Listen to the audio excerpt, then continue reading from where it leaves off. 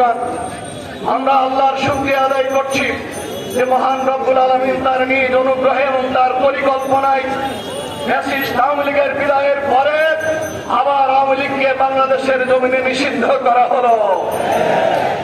আওয়ামী লীগ জামাত শিবিরকে নিষিদ্ধ করেছিল ইসলাম নির্মূলের জন্য, আর আল্লাহ তাআলা আওয়ামী লীগকে নিষিদ্ধ করলেন অত্যাচারের জুলুমকে দুনিয়ার মুখ থেকে বিদায় দেওয়ার জন্য। সুতরাং আওয়ামী লীগের আর বাংলাদেশে ফিরে আসার কোন সুযোগ নেই। এখন আওয়ামী লীগকে দেখে যারা স্বপ্ন দেখবে